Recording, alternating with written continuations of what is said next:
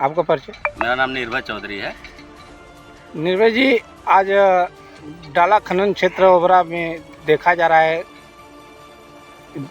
NGT द्वारा कई खदानों पर प्रतिबंध लगाया है। इस पे क्या? एनजीटी द्वारा नहीं, इसमें डीजीएमएस के द्वारा बंद किया गया है, जो सुनने में आया है। तो हमने कुछ हफ्ते पहले माननीय डीजीएमएस को आपके चैनल के माध्यम से माननीय डीजीएमएस महोदय को कहा था कि यहाँ पे जितनी खदानें 22 लगी हुई हैं उसकी जांच दोबारा कर ली जाए, जो अवैध तरीके से काट रहे हैं। तो उस पे इन्होंने बंद करवाया है भौतिक परीक्षण करने के लिए अपना। जैसे कि अभी देखा जा रहा है खनन हो रहा है जी, प्रदूषण पे कोई अभी तक न सेफ्टी पर इस पे काम नहीं हुआ, जो कि अभी हाईवे ब्लास्टिंग भी हो रही है। जी, कुछ खदानों में ब्लास्टिंग हुई है, जिसको अभी फिर मैं आपके माध्यम से कहना चाहता हूँ डीजीएमएस महोदय को और माननीय खनन अधिकारी महोदय को, इसकी जांच भी एक बार फिर से करवा लिया जाए, क्या ये डेंजर जोन में तो नहीं है। और बात रही प्रदूषण की, तो प्रदूषण तो यहाँ मुख्य समस्या है। यहाँ ना तो पानी का छिड़काव ये लोग करते हैं, पहले जैसे कुछ सालों पहले प्लांटों पे अपना फुहारा लगाए थे, लेकिन उनके फुहारे बंद रहते हैं। अगर फुहारा चालू रहे तो यहाँ प्रदूषण की कुछ कमी हो जाए, जिससे आम जनमानस में अच्छा जीवन बिताएंगे लोग। ऐसा देखा जाता है कि यहाँ काफ़ी संख्या में लोग दमे के, सांस के बीमारी भी यहाँ उत्पन्न हो रही है। ये जो प्लांट पे इतने डस्ट उड़ रहे हैं ना महोदय, इसका मुख्य कारण दमे और खांसी के मुख्य कारण यहाँ के डस्ट हैं, जो प्रदूषण बहुत ज़्यादा फैला रहे हैं। और प्रदूषण फैलाने का मुख्य कारण एक विस्फोटक है, जो तय की मानक में न होके अत्यधिक मात्रा में यूज किए जा रहे हैं। अगर विस्फोटक सप्लायरों के RE 13 की जांच कर ली जाए तो ये अवैध विस्फोटक का पूरा मानक क्लियर हो जाएगा कि अवैध कर रहे हैं कि सही कर रहे हैं।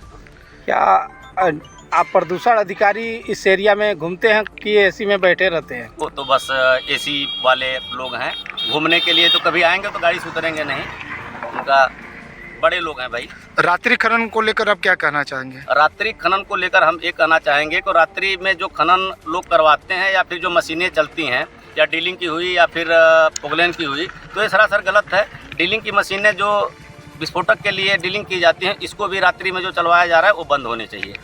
प्रकाश की भरपूर व्यवस्था क्या खनन क्षेत्र में है क्या? प्रकाश की व्यवस्था का तो मतलब ही नहीं बनता, रात्रि में चलाने का तो कोई आदेश ही नहीं है इनका। और रात्रि में चलाएंगे तो मजदूर जो कुछ लगे हुए हैं वो कब गिर जाएंगे कोई गारंटी नहीं है। तमाम ऐसी टिप्पणियाँ दिखी गई हैं जिसमें नंबर प्लेट ही नहीं रहते हैं और वो रोड पे इतने तेजी गति में चलती हैं कि कुछ कहा नहीं जा सकता। इस पे क्या कुछ कहना? इतनी अत्यधिक मात्रा में बोल्डर उनको निकालना होता है, तो वो बिना नंबर के अत्यधिक बोल्डर निकालने की वजह से तेज गति में जाते हैं। डीजीएमएस द्वारा खनन को बंद करने का आदेश आया है, क्या कितने खनन बंद करने का आदेश आया हुआ है? ये तो हमको जानकारी नहीं है, माननीय जी से अब लिखित तौर पे वो जब देंगे तब तक जानकारी होगी कितने खनन बंद होने का आदेश था। तो हमने तो माननीय महोदय से ये कहा था कि 22 जो लोग खदानें हैं उनको बंद कर दी जाए और जो खदानें डेंजर जोन में उनको देख लिया जाए।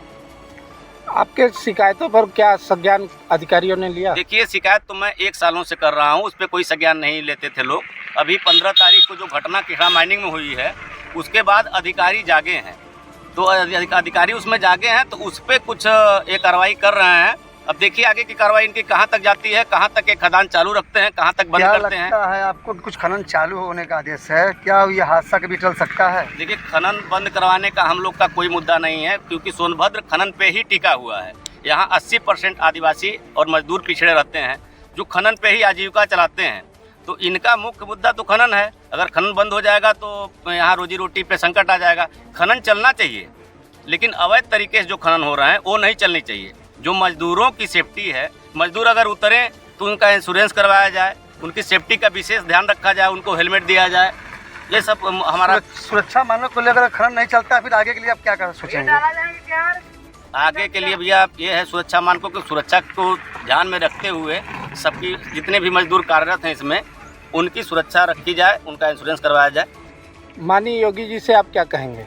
माननीय महोदय आदरणीय योगी जी से यही कहना चाहता हूं कि माननीय सोनभद्र में आपके छवि को खराब करने की साजिश है। इस पे विशेष ध्यान दे के यहाँ के मजदूर या आदिवासी आपके चहेते हैं, तो इनको देखा जाए।